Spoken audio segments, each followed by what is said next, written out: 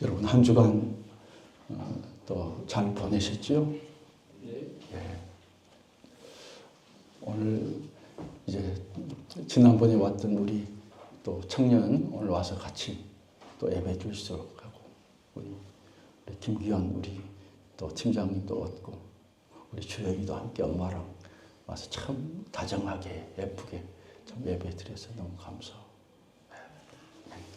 너무 감사합니다. 우리 옆 사람 앞뒤로 이제 축복의 인사를 나누고 이제 말씀드릴게요. 옆 사람 또 앞뒤로 자 축복의 인사를 하겠습니다. 반갑습니다. 반갑습니다. 사랑하고 축복합니다. 반갑습니다. 잘 되실 것입니다.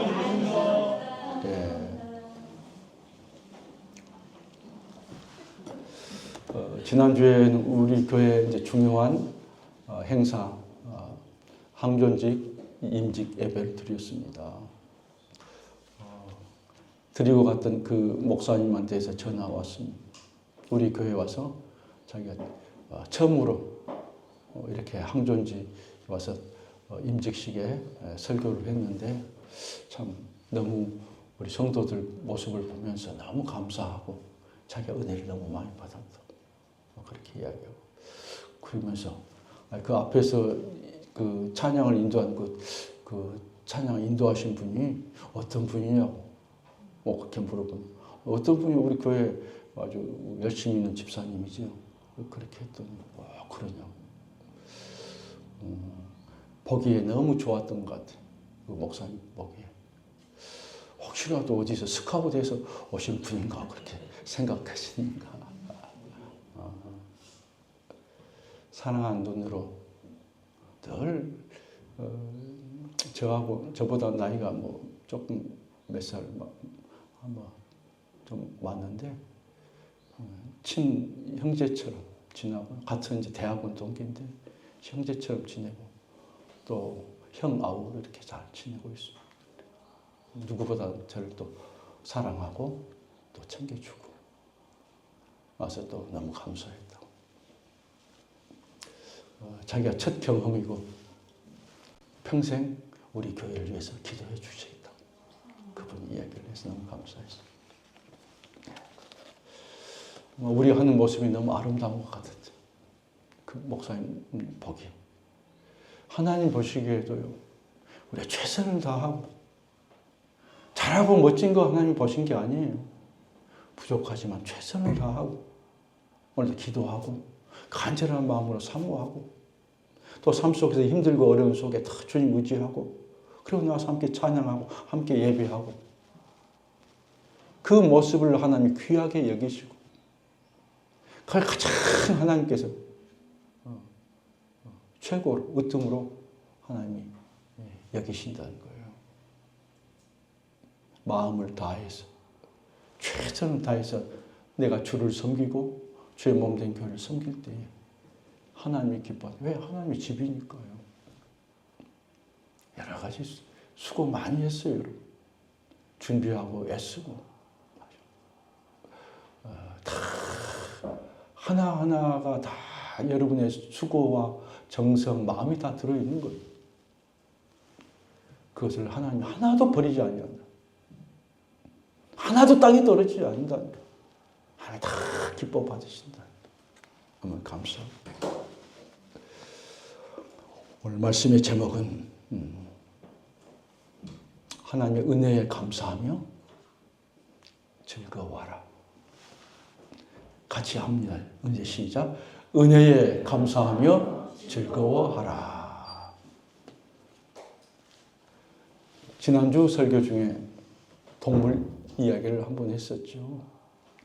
인간보다 더 인간적인 동물 뭡니까? 늑대 잊어버렸죠.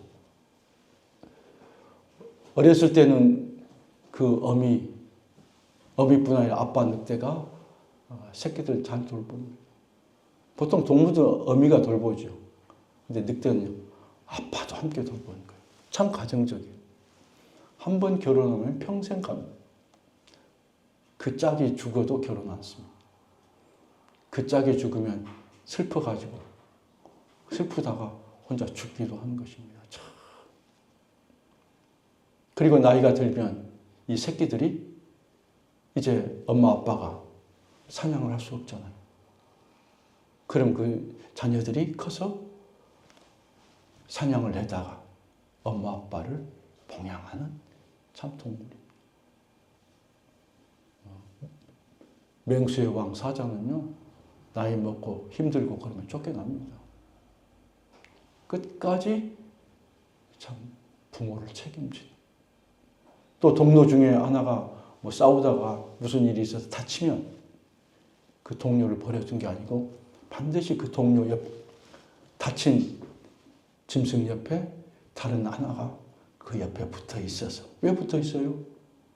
혼자 있으니까 힘드니까 또 맹수가 오잖아요. 또 옆에 보호해주고 뿐만 아니라 가서 먹이를 가져다가 혼자 닫혀있는 그 동료에게 먹이를 갖다 먹여주는. 그래서 인간보다 더 인간적인 동물, 늑대.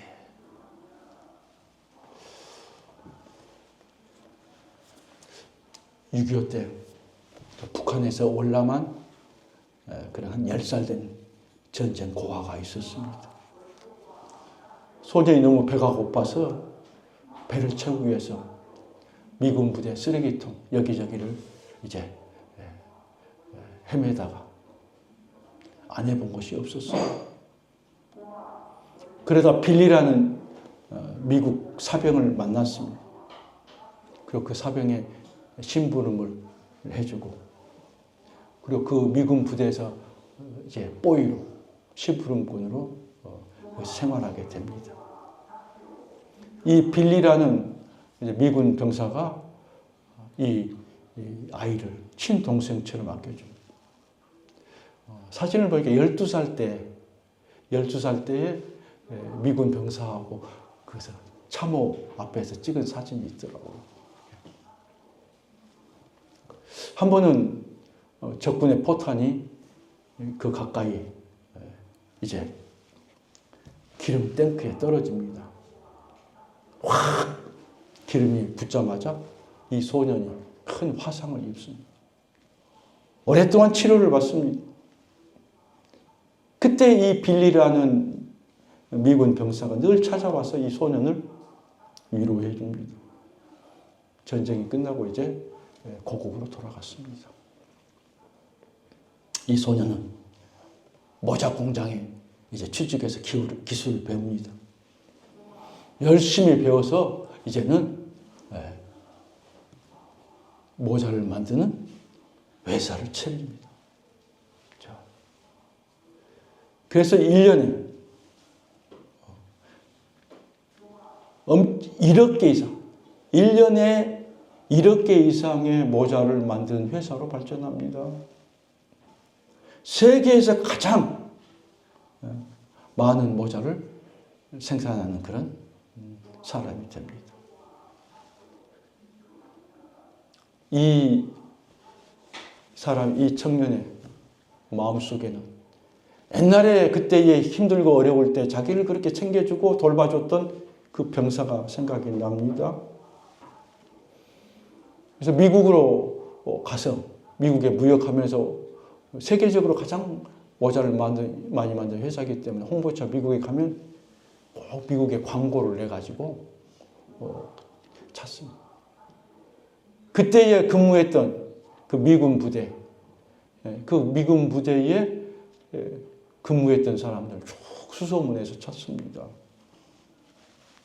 드디어 36년 만에 이 사람을 만나게 됩니다. 근데 이 사람의 이름이 빌리가 아니었어요. 데이비드 비티였대요.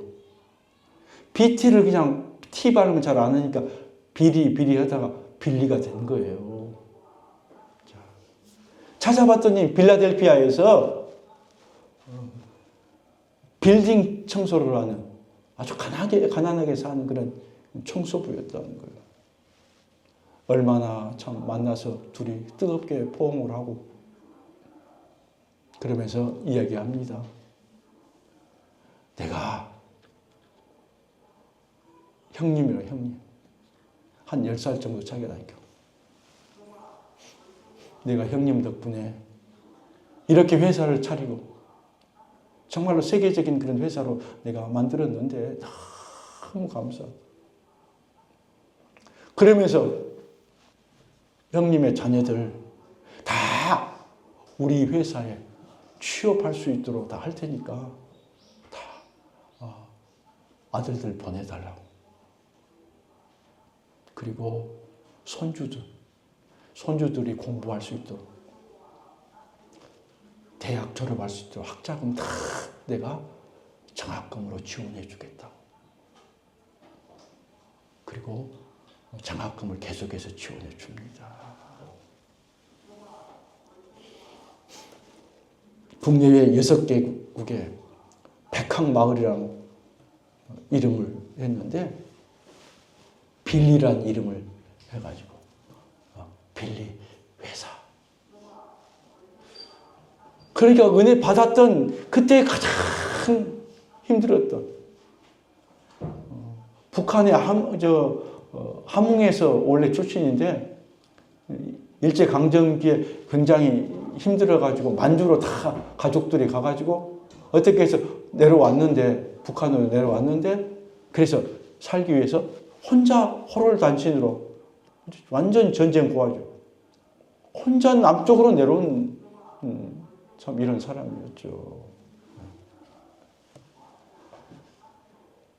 6개 나라의 백학마을을 지어가지고 고아와 장애인들, 노인들, 수많은 소외계층들에게 오늘 또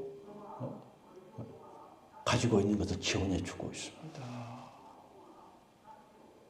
참 얼마나 감사한지.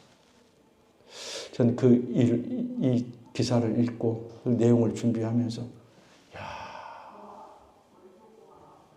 그리고 자기가 번 것, 자기가 수입한 것 30%를 사회에 환원합니다.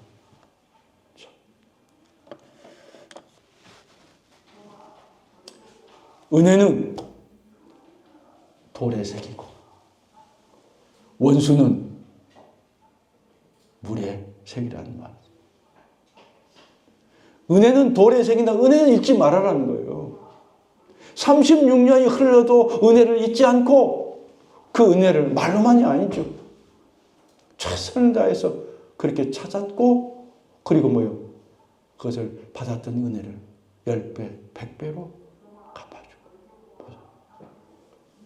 하나님이 그런 마음을 가지고 있고 사회에 감사하고 그 미군 병사에 감사하고 그 감사함을 잊지 않고 계속해서 사회를 위해서 또 힘든 자들 위해서 그늘진 곳에 있는 자들 위해서 돌아보는 원수는 어디에 새겨요? 물에 새깁니다. 물에 새기면 물이 흘러가 버리면 없어지죠. 오늘 말씀은 이제 이스라엘 백성들이 광야 40년 삶을 다 마치고 하나님께서 약속하신 가나안 땅을 이제 들어가기 직전에 하나님의 사람 지도자 모세가 이스라엘 백성들에게 한 고별 설교 마지막 말입니다.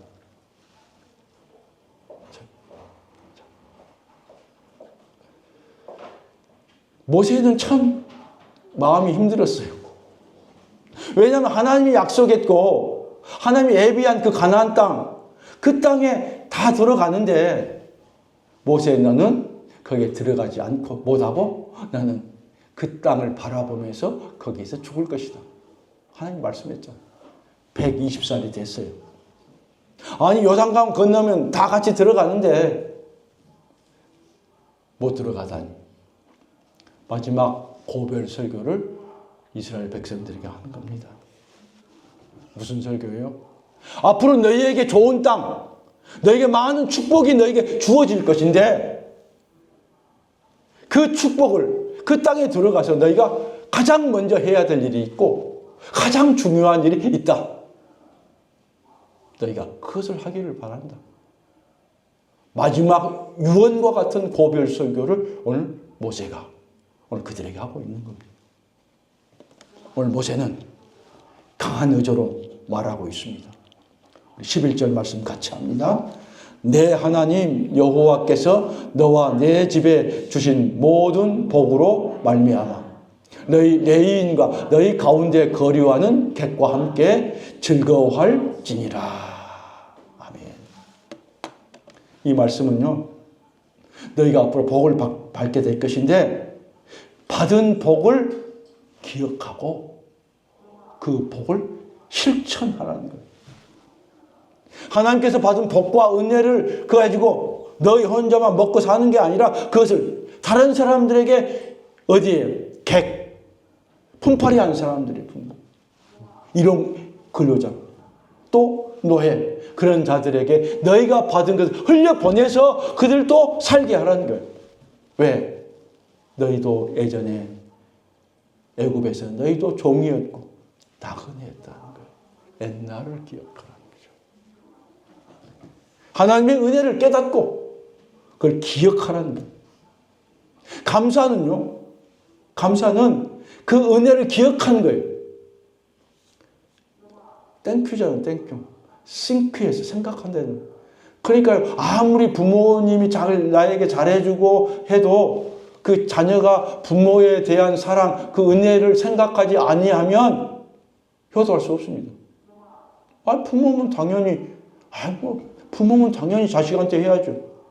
어떤 사람은 그래요. 그래요? 부모가 자녀한테 나한테 한 건 당연한 거고 나도 우리 자식한테 잘하면 돼. 나도 하고 있어요. 얼핏 보면 맞은 것 같지요.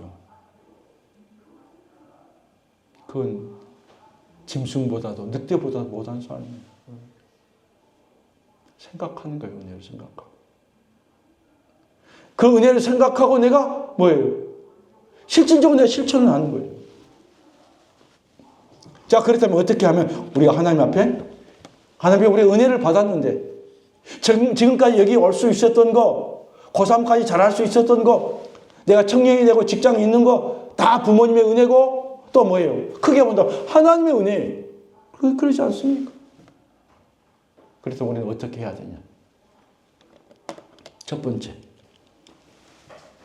내가 얻은 것을 하나님께 감사하게 됩니다. 첫 것은요, 처음 얻은 곡식이에요. 또 첫 것은요, 가장 좋은 것을 말합니다.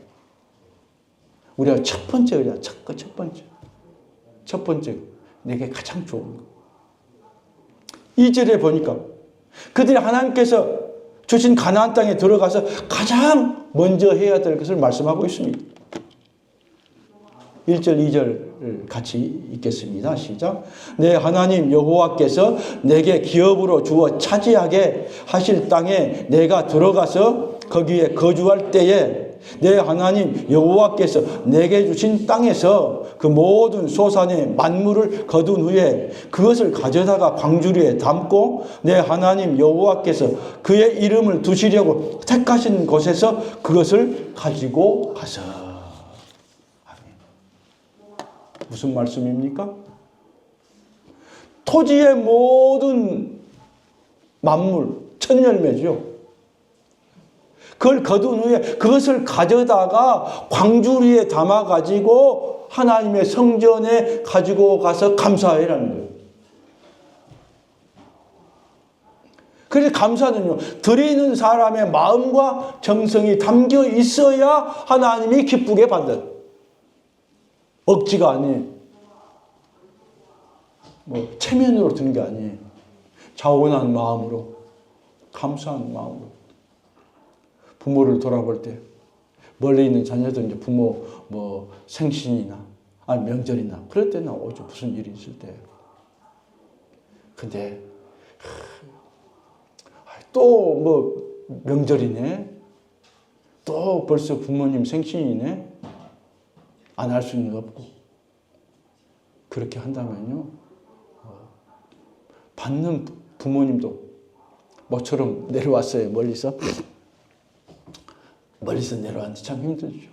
우리 자녀들도 큰 자녀가 지금 인천에 있는데 한번 내려오면 쉽지 않죠. 내려왔는데 그래 당연히 감사하고 나의 낳은 건 하나님의 은혜고 우리 부모님의 돌보심입니다. 그렇게 감사하고 이렇게 해야 되는데 만일에 이렇게 봤더니 얼굴이 굳어 있어요. 뭔가 막 속에 또 막 뭐가 있는 것 같아. 얼굴에 나타나지 않는데 말은 안 해도. 그러면 속으로 부모가 생각할 때, 야, 이왕 온 거 감사하면서, 감사로 하면서 했으면 좋겠는데.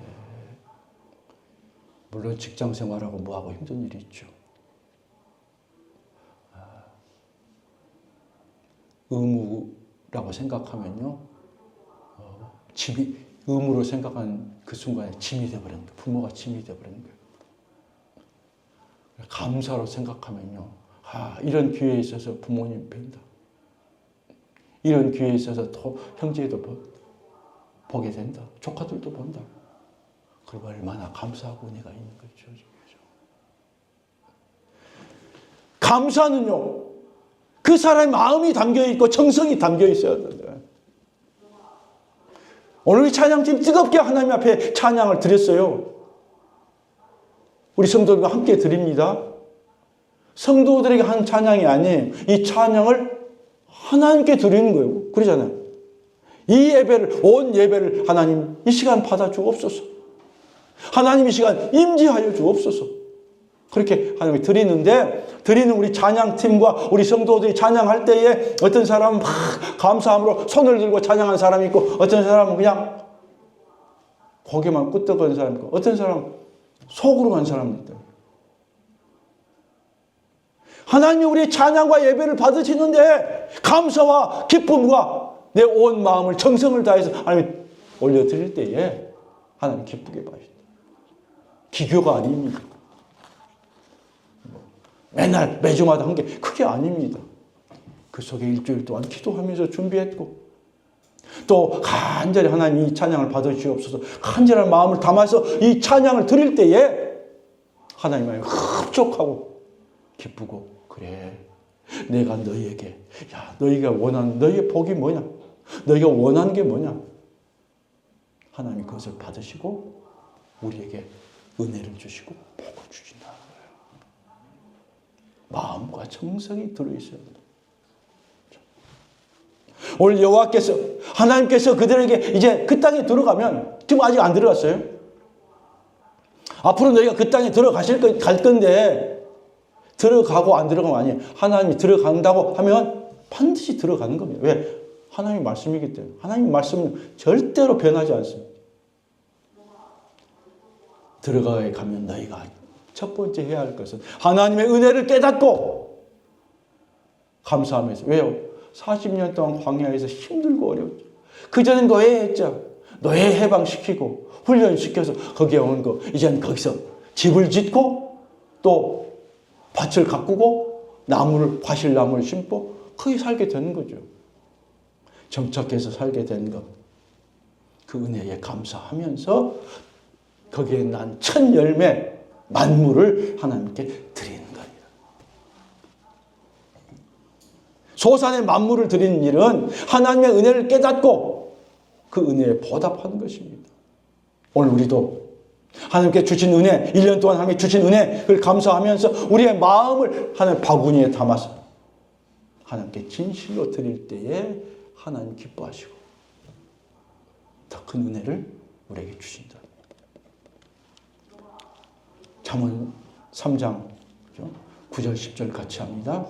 내 재물과 내 소산물의 처음 익은 열매로 여호와를 공경하라. 그리하면 내 창고가 가득히 차고 내 즙틀에 새 포도주가 넘치리라. 아멘.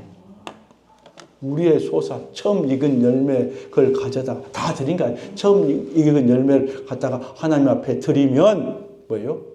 너희 창고, 너희 통장이 가득 차고 포도즙들이 은혜가 넘치리라. 하나님께 드리면 없어지는 게 아니라는 거예요. 오히려 하나님께 채우시고 흔들어서 더 채워주신다는 거예요. 솔로몬의 잠언의 말씀, 하나님의 말씀. 여러분, 그래서 날마다 감사의 씨를 하나님께 심으시기를 바랍니다. 범사에 감사하십시오. 그러면 얼마 되지 않아서 감사의 열매가 풍성히 맺게 될 것입니다. 하나님께 감사하는 자는 더 큰 감사의 조건을 하나님이 주실 줄로 믿습니다. 두 번째입니다. 두 번째 우리가 해야 할 일은 하나님의 구원에 감사를 드린다. 하나님의 백성은 늘 하나님의 은혜를 기억하며 사는 것입니다. 6절부터 8절 같이 합니다. 애굽 사람이 우리를 학대하며 우리를 괴롭히며 우리에게 중노동을 시키므로 우리가 우리 조상의 하나님 여호와께 부르짖었더니 여호와께서 우리 음성을 들으시고 우리의 고통과 신고와 압제를 보시고 여호와께서 강한 손과 편팔과 큰 위험과 이적과 기사로 우리를 애굽에서 인도하여 내시고 이곳으로 인도하사 이 땅 곧 젖과 꿀이 흐르는 땅을 주셨나이다. 이스라엘 백성들이 지난날 동안 애굽 노예 생활에서 극심한 학대와 고통을 받고 그것을 겪으면서 살았던 것을 그들이 기억합니다. 예전에 힘들고 예전에 어려웠던 일들 참 앞뒤가 막혀있고 사면이 막혀있고 어찌할 수가 없고 누구한테 이렇게 도와달라고 해도 아무도 내게 도움을 주지 않고 가까운 친척에게 찾아가서 좀 도와달라고 해도 냉정하게 거절하고 그럴 때가 있었죠. 세상의 방법으로 힘으로 어떻게 내가 할 수 없었어요. 그때 하나님이 우리에게 뭐예요? 하나님 앞에 그러니 내가 하나님 앞에 기도하라는 거예요. 진정 하나님이 나의 구원이고 여기까지 인도해 주셨고 지금까지 함께해 주셨고 이 내가 지금까지 겪어보지 못한 크고 참 엄청난 일 내가 감당할 수 없는 그런 큰 일을 내가 당했는데 그런 고난을 당했는데 그 속에서 정말로 하나님 앞에 부르짖고 이스라엘 백성처럼 부르짖고 간구했다는 거예요. 하나님이 해결해 주지 아니하시면 나는 어떻게 할 수 없습니다. 나는 감당할 수 없습니다.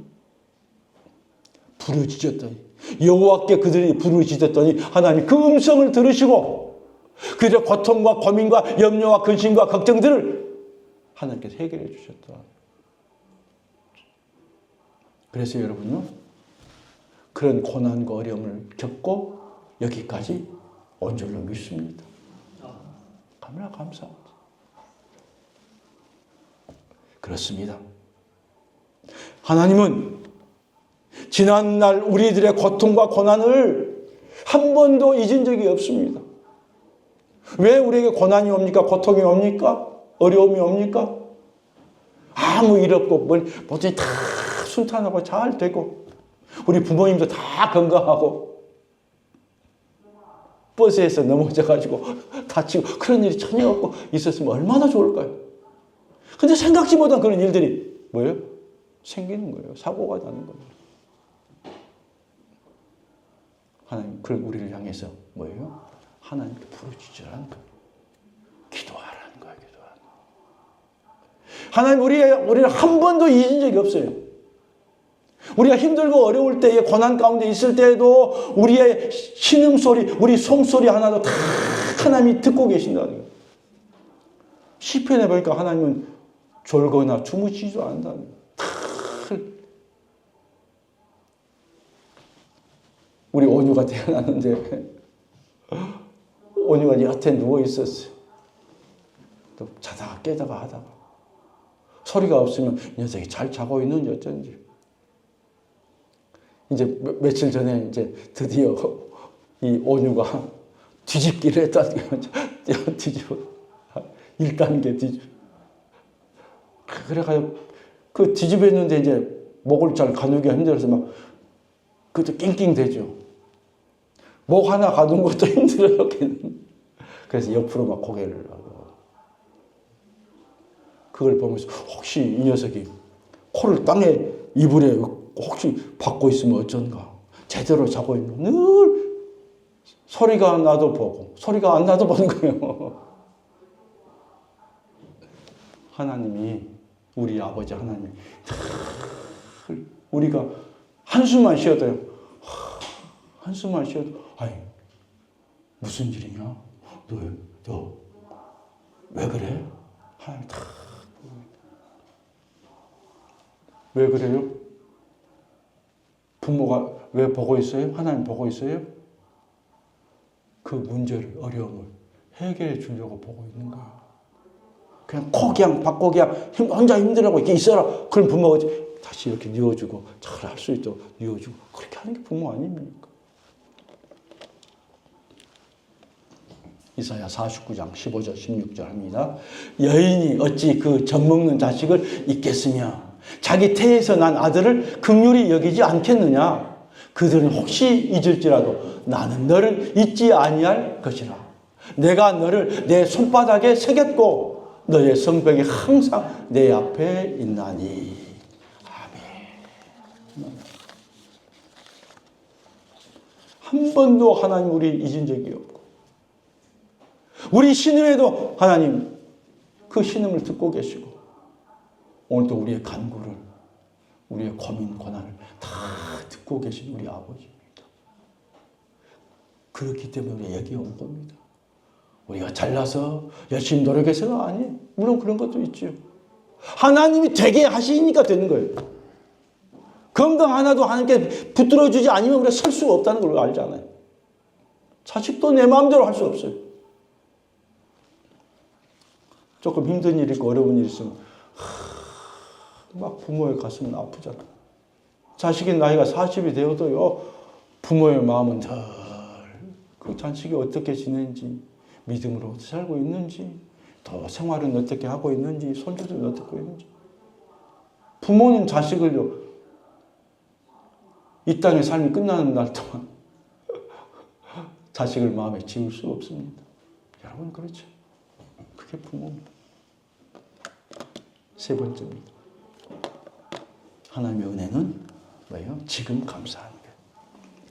톨스토이가 쓴 글 중에서 세 가지 의문에 대한 글입니다. 한 임금이 세 가지 깊은 의문이 생겼습니다.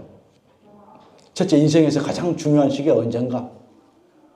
두 번째, 인생에서 가장 중요한 사람이 누군가? 셋째, 인생의 가장 중요한 일은 무엇인가? 시기, 사람, 일에 대한 문제입니다. 답을 얻기 위해서 많은 사람들을 불렀습니다.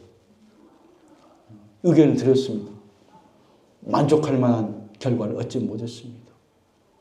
자, 그래서 이 임금이 깊은 산골에 참 지혜자가 있다고 해서 그 지혜자를 찾아갑니다. 몸소 왕이 찾아가서 보니까 이 지혜자가 묵묵히 밭을 갈고 있어요. 아무런 대답도 없습니다. 바로 그때였어요. 숲속에서 갑자기 피투성이가 된 한 청년이 막 그 앞을 막 달려오는 거예요. 그래서 임금 앞에 팍 쓰러집니다. 깜짝 놀란 임금이 그 청년을 안고 정성껏 이제 치료를 해줍니다. 알고 보니까 이 청년이 평소에 그 임금에 대해서 원한을 품고 있는 사람. 그래서 이 임금을 죽일 기회를 그날도 엿보고 있었던 거예요. 그런데 이를 수상히 여긴 그 경호원에게 이제 들켜서 칼에 맞고 이제 도망을 하고 있는 그런 상황 속에 그 앞에 온 것입니다. 자기가 죽이려고 하는 그 임금이 정성스럽게 그걸 치료해 준 것, 거기에 감동해서 이 사람이 앞으로 정말로 임금님에게 충성을 다하는 신하가 되겠습니다. 그 앞에 무릎을 꿇고 다짐을 합니다. 이 모습을 보고 지혜자가 임금에게 대답합니다. 왕이여, 여기에 답이 있습니다. 첫째, 가장 중요한 시기는 바로 지금. 과거도 아니고 내일도 아닙니다. 지금 이 현재, 지금 내가 있는 곳이 가장 중요하다. 둘째는 가장 중요한 인물은 지금 내가 지금 대하고 있는 바로 내 옆 사람.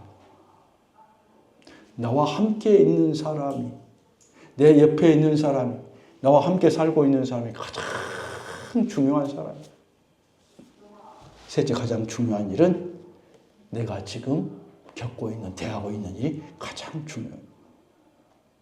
지금 최선의 정성과 사랑을 베푸는 것이다. 자, 그렇습니다. 이 세 가지 모두 뭐예요? 지금이란 단어가 들어갑니다. 지금. 바로 여기에서. 지금이 바로 은혜 받을 만한 때고, 지금이 가을에 와서 추수하고 있는 이 시간이 하나님의 열매를 드리고 열매를 맺는 귀중한 시간입니다. 오늘 지금이 은혜 받을 때고 하나님께 감사와 찬양을 올릴 때입니다. 마지막 네 번째, 하나님이 주신 복과 은혜는 뭐예요? 나누어야. 11절 다시 한번 합니다. 11절 시작. 내 하나님 여호와께서 너와 내 집에 주신 모든 복으로 말미암아 너는 레위인과 너희 가운데 거류하는 객과 함께 즐거워할 것이니라. 아멘. 이스라엘 백성들이 이렇게 첫 열매로 감사하면서 지금까지 지켜주시고 인도해 주신 그 하나님, 어떻게 감사해야 될까? 감사는 나만 감사한 게 아니라 우리 집에 내게 주신 복을 가지고 레위인 뭐예요? 성전에서 봉사하는 자들이. 레위인들은요 세상 직업이 없어요. 또 제사장, 좀 목회자죠. 세상 직업 주님만 섬기고 그들과 레위인과 너희 집에 가운데 거류하는 객들. 객은 뭐예요? 품팔이꾼이 땅이 없어서 와서 일용 근로자들이요. 가장 힘들게. 그들과 함께 뭐예요? 즐거워하는 거예요. 즐거워하는 거예요. 감사는 내 혼자 하는 게 아니에요. 하나님 주신 은혜와 복을 함께 나누는 거예요. 하나님 내게도 가장 합당한 복을 주셨습니다. 하나님이 내게 주신 복은 내게 딱 맞는 복이에요. 진심으로 하나님을 믿고 감사하면 고난도 복이 됩니다. 여러분 가정에 고난이 있어요. 생각해보면 어려움이 있어요. 근데 고난 속에 생각지 못한 하나님의 은혜가 있고요. 하나님의 복이 있어요. 아, 그렇구나. 그것 때문에 힘들고 어려운데 그것 때문에 관계가 회복이 되고 그것 때문에 사람이 새롭게 되고 그것 때문에 다시 내가 깨닫게 되고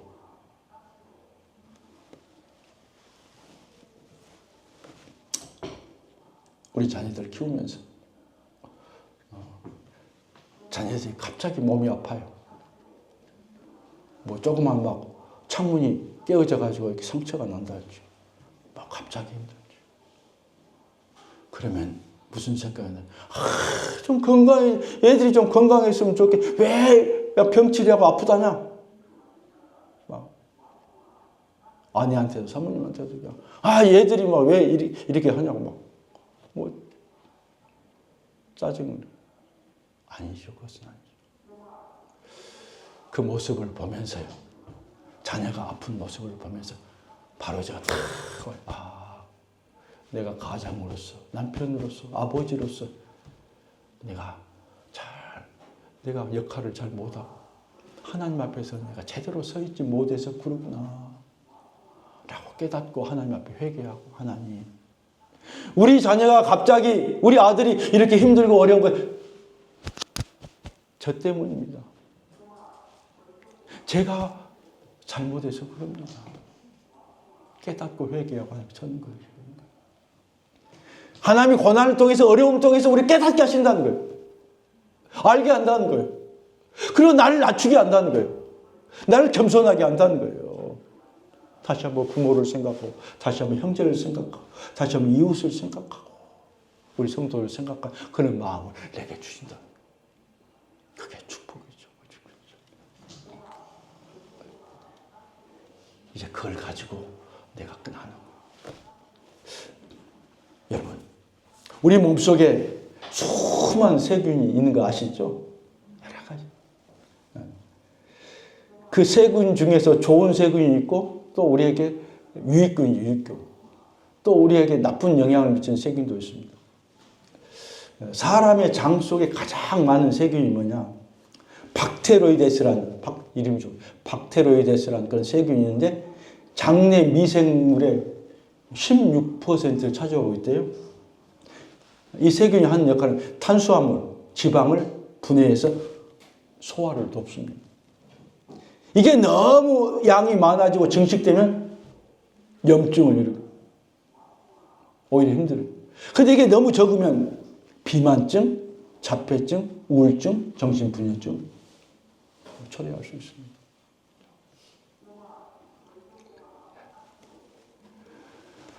여러분,